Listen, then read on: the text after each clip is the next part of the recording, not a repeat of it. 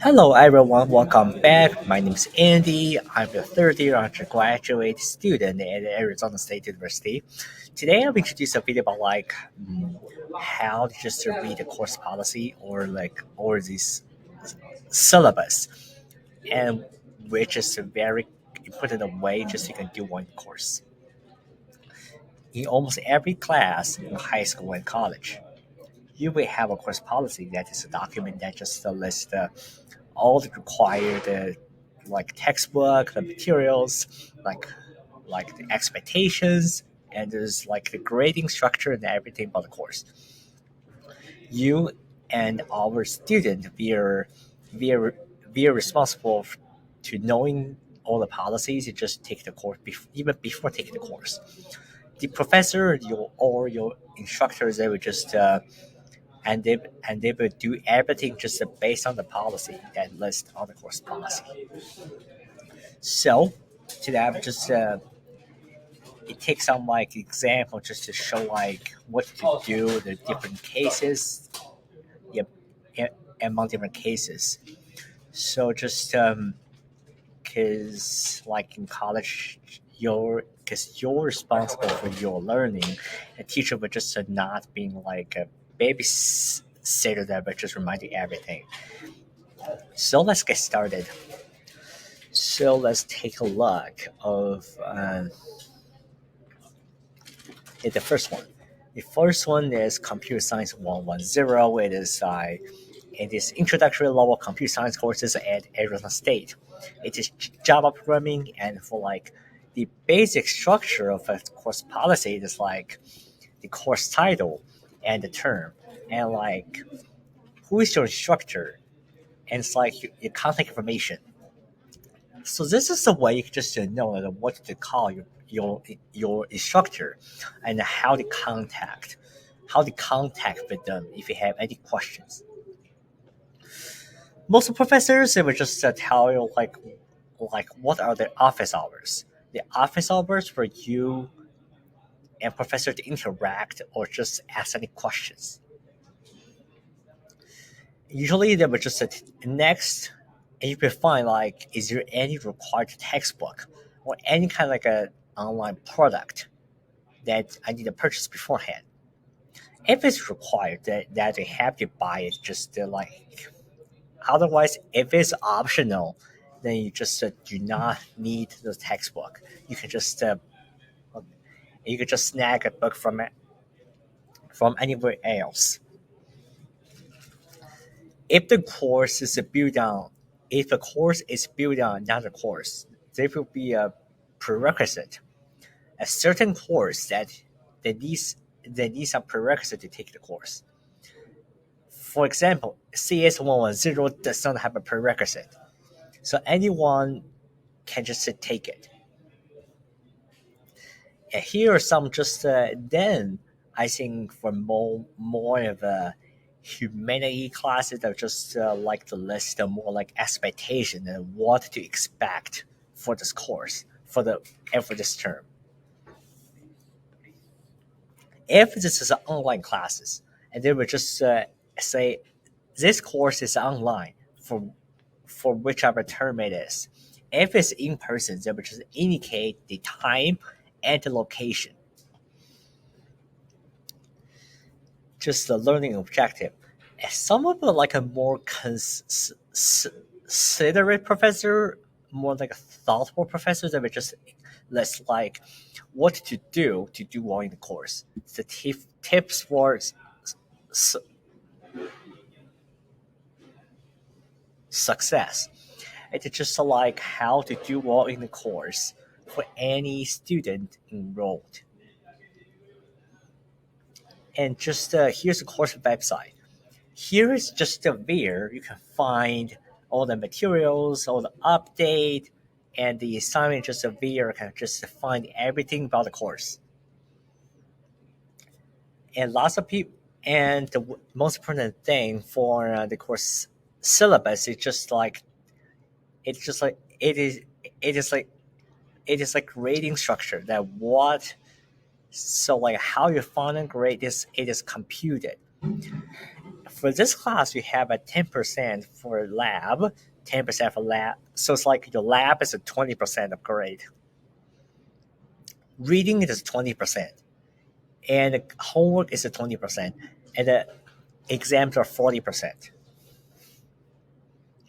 After like list the component of the course, your instructor will give more details about like what is each component of the course, like what it's about, like what are like the work you need to do, and what are the expectations and policies. And for computer science, like anything with the coding, they would just include like your collaboration policy for the course. It would just to make sure like you must do your own work, just no collaboration for like an individual coding assignment. So just make sure you read that.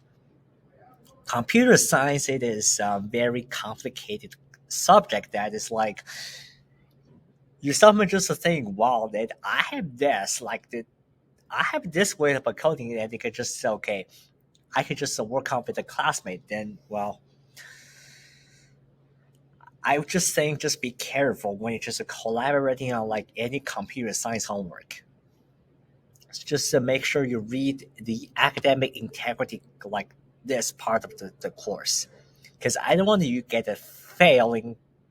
I don't want you to get an E. It's a failing grade for the course, or you get like a record, like kind of on your transcript. That would not be good if you want to pursue further education after your undergraduate at ASU. So make sure read those policies just regarding those academic about academic integrity to make sure you're not automatically not passing the course because of this. And they also just mention like your makeup, like the policy for like a missing exams or like a missing like any homework, just how to make up. And there's some more, and for some like upper division like humanity and English composition courses, there will be always attendance policy that whether you need to attend the course or not. That is like what are the penalties that they will receive if you do not attend the class, just unexcused absences. So make sure pay attention to like the attendance policy, like if you can, that what are the consequences if I skip that class, and what are the things I need to do to make up for the course content if I miss it.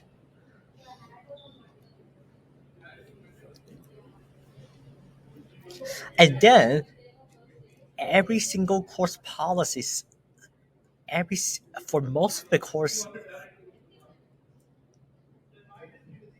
syllabus here, there will be like there will be like the grading scale for the course, that what how many points or percentage grade you need to achieve a certain letter grade. At ASU, we have a plus and minus grading scale, and the professor can either choose to use a full scale or just a no plus minus, or just like a regular grade A, B, C, D, and E. There will be more like details about like whether there will be a curving grade, there will be like a rounding policy. Just make sure read the course policy. If there's just a not indicate, just ask your professor for like if 90 to 98% it is an A, if a 90 to 97 is an A, 98 or higher is an A plus.